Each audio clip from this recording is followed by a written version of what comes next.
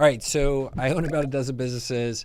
I have about 600 people in various capacities that work in these organizations. And over the past 30 years of business, like I've looked at over 25,000 resumes, like just tons of them.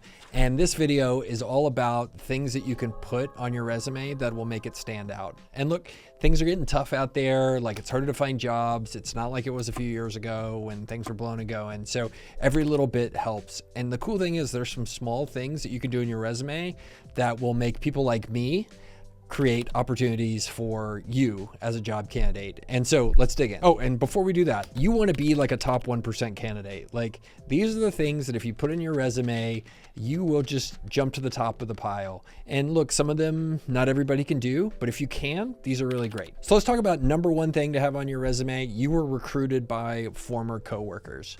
So basically this is the idea that for you to get your next job, somebody that saw you work or was your manager or your boss or whatever, they knew you from your previous job and they recruited you to your next job. And that could be a job that you did internally in the company, right? Somebody saw you were really good and they recruited you and promoted you the next rung up the ladder, the new job, or at another company. And almost every time I've recruited somebody who's been amazing, they have this pattern because their coworkers realize they're super amazing and they want them to come work with them at their next job. And I see the people who have that pattern, well, they turn out pretty special.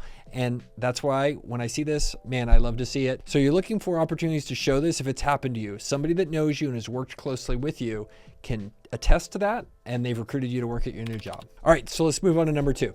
Your resume shows clearly what you made happen. So a lot of resumes, they're very nebulous. They don't include details, but the best resumes and the ones that get put to the top of the pile, they're ones that quantify and explain exactly what the candidate made happen. And so for each one of those things, there's 3 steps. Number one, they list the challenge. For example, we had low customer satisfaction scores. Then the activity. I built a customer satisfaction team and deployed best practices. So they explain what they did and then they show the results. What happened at the end? Like our customer satisfaction scores went from 2 to 4 or to X or whatever, however you measure that.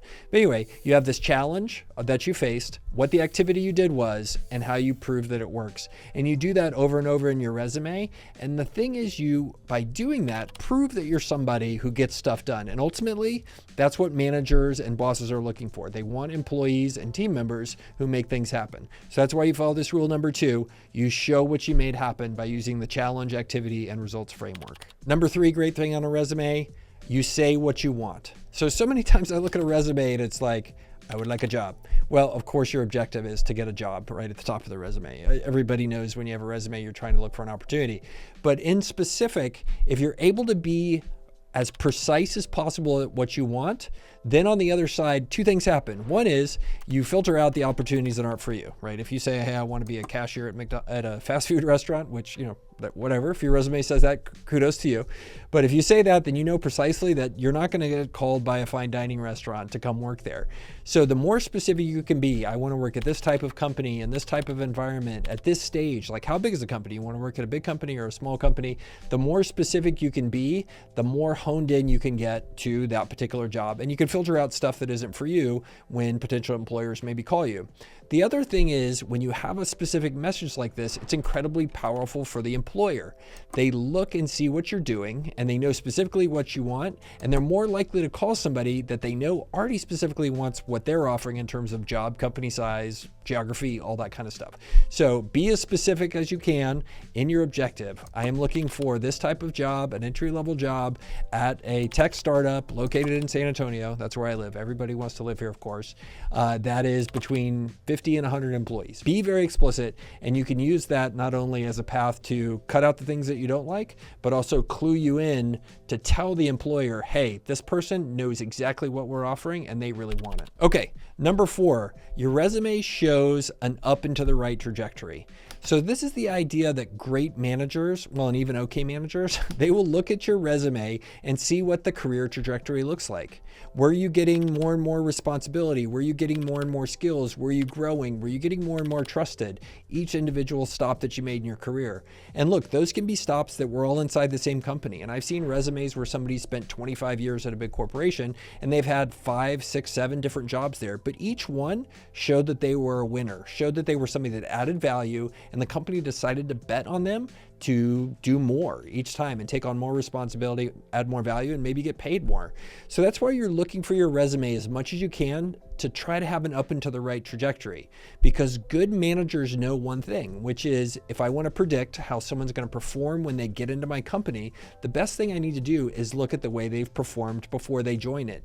And if somebody has been growing, adding value, been somebody that's been highly rated at previous employers, and grown to have more responsibility and more dependability for the employer job after job, I can rest assured they're probably going to do that for me too. So this is a great pattern to have in your resume, and if you can have it, definitely do it. And if you have it, make sure you highlight it as much as you possibly can by showing each job getting more senior, more dependable, and of higher value to your employers. And it'll help you in getting the next one. Okay, let's talk about number 5. Include a trusted referral. So this is kind of a tough one, but basically the way this works is if you're trying to get a job at a particular company or a particular place, somebody that manager or that company knows and trusts refers you in. But not all referrals are created equal. For example, I've had people oftentimes that email me and say, hey, could you refer me into the job? Well, like that person that emailed me, I don't know them, so I'm not going to give them a very warm referral. I just say, hey, like here, this resume got passed to me. If you're interested, reach out to them.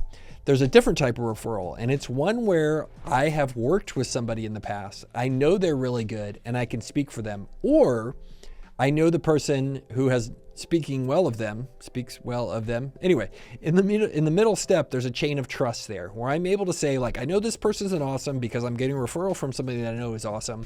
And therefore I'm able to give a strong reference of this person into the job and basically have that level of enthusiasm about them. So this doesn't necessarily show up on your resume, but it shows up in how your resume is presented. Did the resume come in from somebody that is known, trusted, vetted, and thought highly of by the organization? If so, that pushes your resume up to the top again. Because ultimately, that's what managers are trying to do. When they interview you, when they look at resumes, all this type of stuff, they're trying to predict, are you going to perform well when you get the job? And the best way I can know that is if somebody else has seen you work in the past and will vouch for it. So this is why trusted referrals, great thing to have on your resume and a great thing to do if you're trying to get a job. Okay.